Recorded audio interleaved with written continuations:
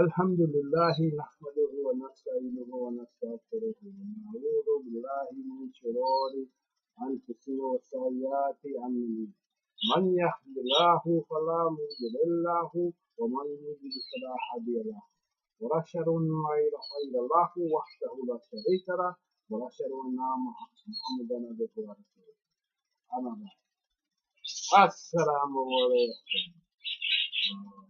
This is Faris Abdul Mateen. And again, I'm here to speak about immigration. Uh, you know that a lot of people, most of you, I'm speaking to those who are here illegally, all right? So that's mostly who come to me asking for help,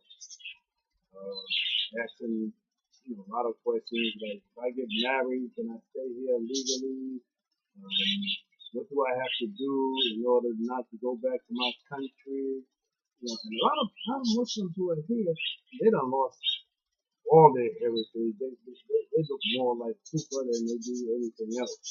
I mean, Rasulullah sallallahu alaihi wasallam said, don't imitate the kuffar, not even in their dress. The way they dress, and you have Muslims here, that's all they do. They try to be Americanized so much. And they look and act and talk just like the kuffar, and they lose the Islam. But that's not the topic for discussion today. The topic today is dealing with immigration. Maybe tomorrow we'll talk more about Tawheed or something to that effect. Right now, let's just concentrate on immigration. People ask me, well, they come to me and say, I can legally marry people. You come to me now, you register with the city of New York, marry people. And they come to me, oh, can you marry us, so that we should become legal? And that used to be real hot. That used to be real hot and easy to do. But nowadays, the immigration, they up on all that stuff. Yeah, I can marry you. You want to get married, I'll marry you, and send the papers into the city and let you get your marriage certificate. But that's not going to make you legal. You got to go to immigration. You got to put the application to immigration to find out whether they're going to allow you to become a legal resident, a permanent resident. Now, marriage is one of the things. It still works if you know how to, maneuver through the loopholes. But the best thing to do is to start from the status that you're in and how long you've been. You need to work on that and utilize other forms, like let's say a new law, Obamacare. Obamacare. It's opening up doors, but if you don't know what you're doing, you're not gonna get any place anyway. What you need to do, because I do a whole lot of immigration work, and a lot of people come to me and ask me all these questions, and I tell them, I'm honest with them. I tell them straight out what the deal is, and I tell them, how much my time will cost. But they don't trust black people. They don't trust Muslims. And these are Muslims coming who have lack of trust. The non-Muslims, they ask me, certain things, and they know certain things, and I tell them, and then they're satisfied. They pay me what I need to be paid, and I give them what they need to get. But the Muslims seems to be, don't trust a Muslim, we are not trustworthy. I mean, like, why do you even practice? Let me stop before I get off track.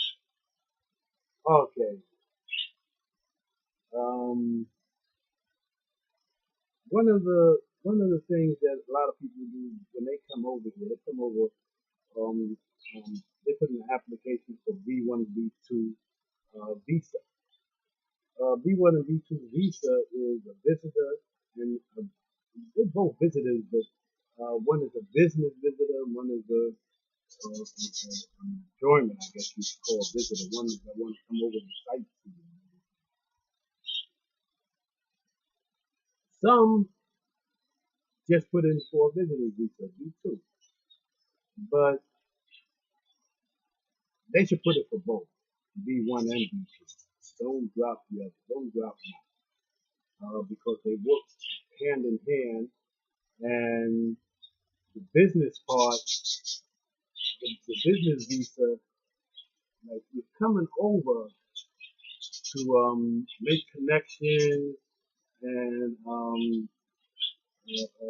hook up with some company or get some advice from a company, things like this here, in order to go back to your country and set up your own business or get a business connection to import stuff into your country. Some people don't realize it's a very small gray area that you could come here with a B1, B2 visa and you get employment.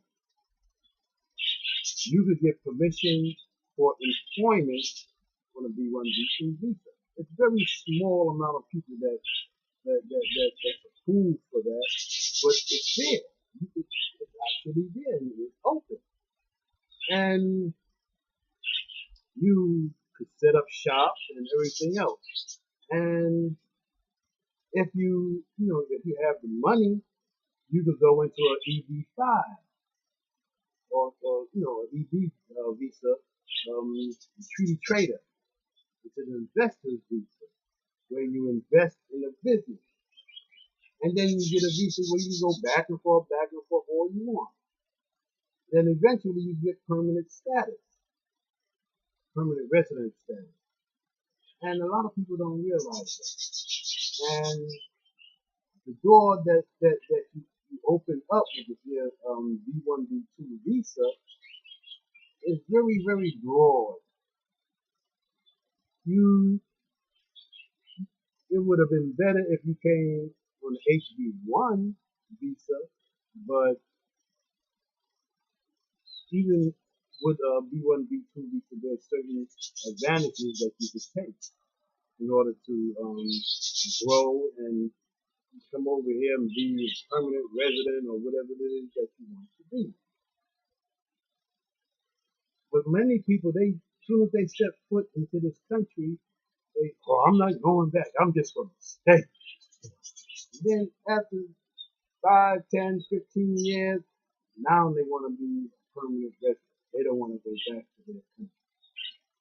Half of them don't even remember what their countries look like because they've been over there so long and got so caught up in what they're doing.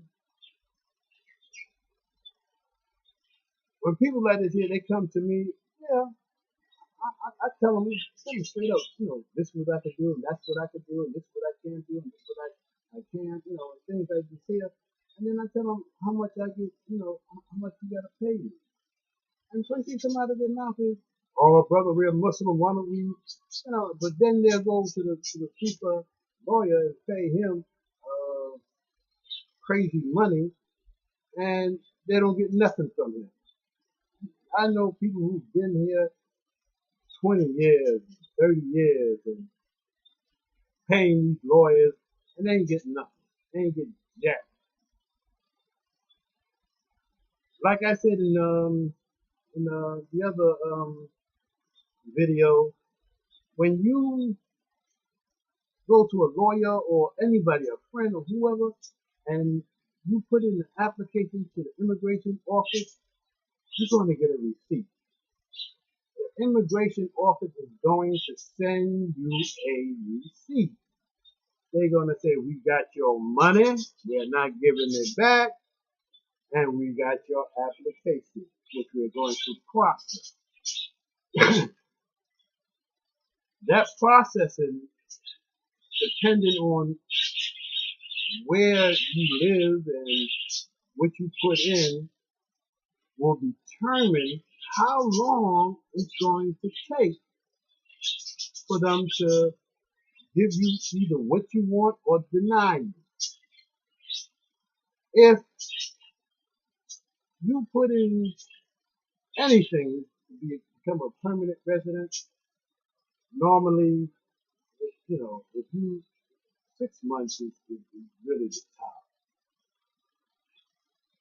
After 6 months, if you haven't received a response, either favorable or unfavorable from immigration, you need to start making waves.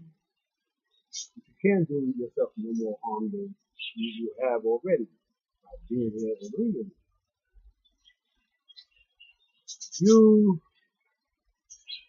could get a response, a favorable response, and become a permanent resident within a few months in some areas for some applications. But like I said, 6 months should be really tough. I've seen people wait, a year or more, but really the average amount of time is about 6 months at the max. 3 to 6 months. If you don't get a response, then whoever's working with you, needs to start making waves. And you can make waves without getting yourself in trouble. Most of the people say, well, I make waves, they're going to come and grab me and ship me out. No, they can't. The Lord doesn't allow them to come and lock you up and ship you out once you put in an application. When you have an application in there and they acknowledge it and you get a receipt, they can't touch you until the application is finished.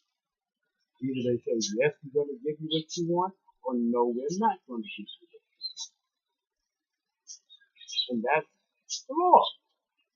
So now you can walk around and say, okay, I'm here, I'm illegal, but I'm legal. Nobody can ship me out. Now you can put in other applications. You can put in to get a job, a legal job. And this is one of the things that they want to see. They want to see you working. If you're going to be here, they say that they don't want you to take money out of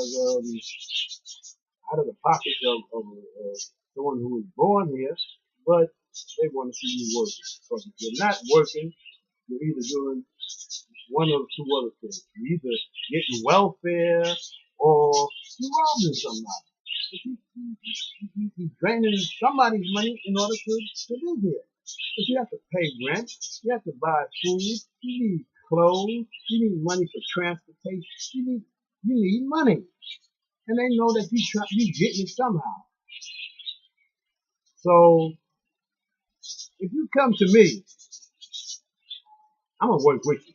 And I'm gonna let you know what you can do and what you can't do. If you come to me and I tell you, well, this is what I charge to help you out, give you information and stuff like this, help you fill out applications, don't tell me about where I'm Muslim and I should do it for free. You put yourself in this here position and you don't tell no kufr lawyer that, because they'll tell you to keep the H out of their office. So why are you going to tell that to me? And I'm charging you less than what a lawyer is going to charge you, and I'm giving you the same or better information. I'm going to let you know what part of the law dealing with Obamacare could help you. I'm telling you what part of the immigration laws that you can use in order to legally stay here. And stop being illegal, stop breaking the law. Now, you can either come and contact me and let us work together so that we can get you something. My fee starts here, $750, and it goes up. I had some fees that went up to about $20,000 too. Those are some major cases, and I do take on major cases, help you with some serious situations. But if you're gonna sit here and haggle with me and all this other stuff, and if I charge you $750, for advice or whatever, and the lawyer he charge you maybe about $5,000 for the same advice, you're getting a break. Don't hassle with me. But then you're gonna go to this lawyer and pay this lawyer all this money, and he ain't gonna do nothing for you. I'm a paralegal. You know what lawyers do?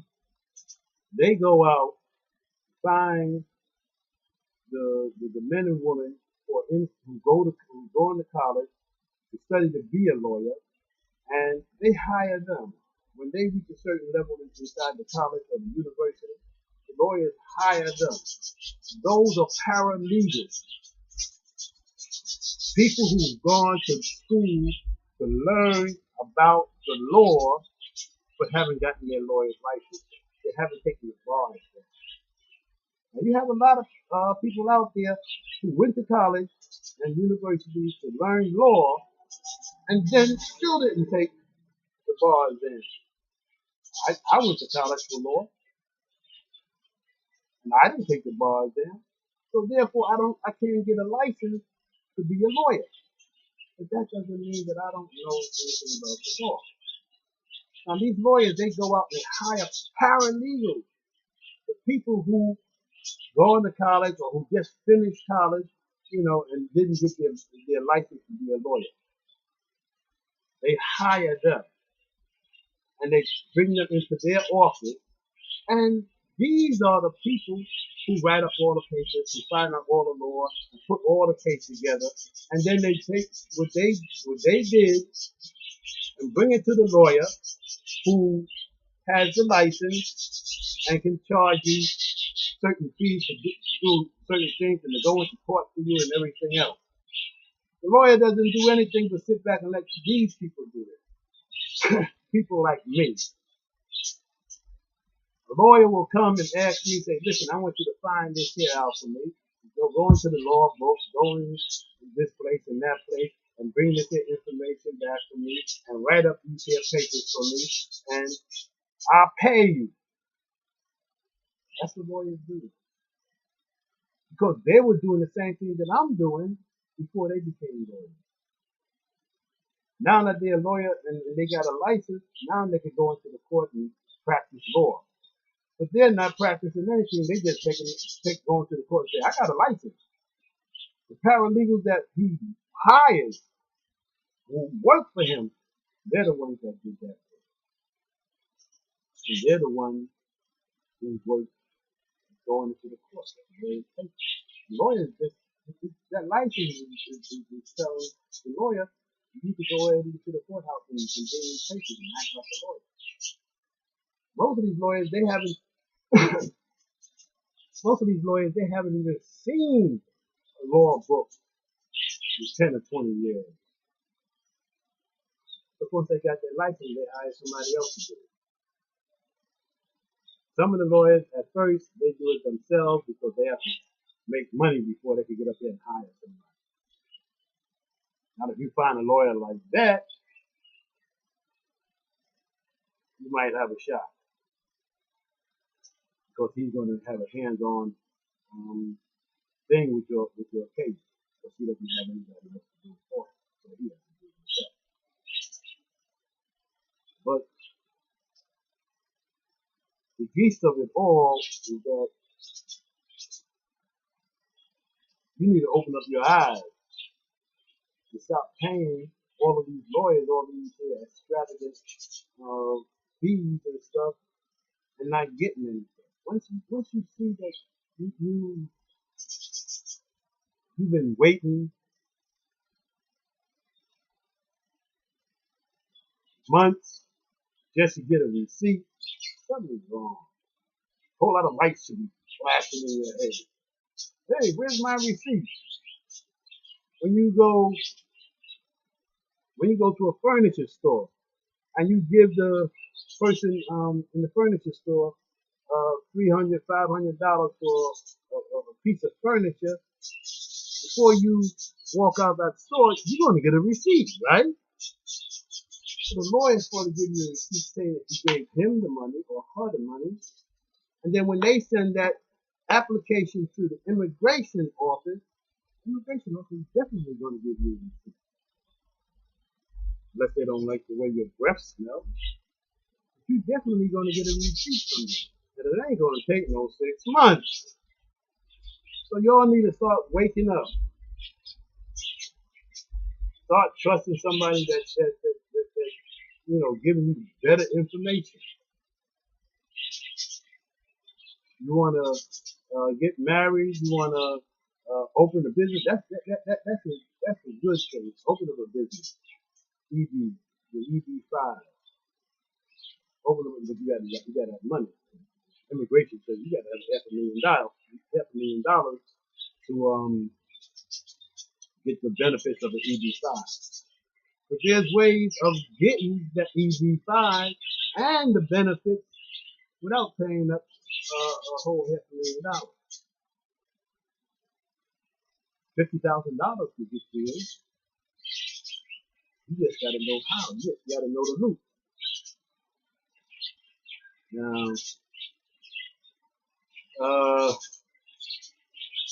if you need some assistance, you can get in touch with me. But don't try to suck the information out of me and think that you're going to get the information without paying anything. But this is how I make my livelihood. And the more people I help, the more people are going to come to me. If I sit up here and I scam you or something like this here, and you give me a few bucks, you're not going to go tell your friend or your family that that I'm good at what I do. But if I get you results and I get it real fast, you're going to spread that information out. You're going to let people know. Your friend, your girlfriend, you're not going to have a girlfriend even if it's Muslim. Your wife, her family, your neighbors, and other people are going to start saying, oh yeah, he got you that? What's his number? And they're going to come to me. For every one person that I help and help in a fast, expedient way, they have a potential of letting 10 or 20 other people know that I help. Now that's one person turning into 10 or 20 other people. And if I turn around and I charge $100 a person, that's $1,000 to $2,000 extra that I'm going to get from that person telling other people. Whereas if I beat you and don't give you no results, you're not going to tell nobody. You're not going to go around saying, yeah, he beat me, yeah, I got beat. You're not going to tell nobody that. So therefore, I'm not going to get no more clients, not through you. So I might as well help you to increase my money making than I would to just get up here and just, oh yeah, give me $100 and then don't get nothing after that. What sense is that? Well, how long $100 gonna last? I spend more than $100 just going across the street to the grocery store. I need a continuous flow of cash. And the only way to do that there is to make people feel that I'm worth being bothered with. And what helped me to do that is that I try to be the best Muslim I possibly can. Allah says, speak the truth even if it's against yourself. That works.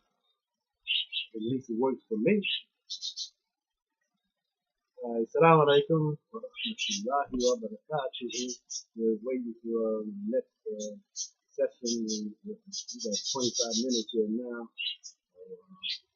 We'll talk some more later. If you have any questions, just drop me a line or something, and I'll try my best to answer. I have a few questions here too, well, like more than about 100 or so questions, but I'm gonna try to get into answering maybe my next video. Inshallah. Salam alaikum.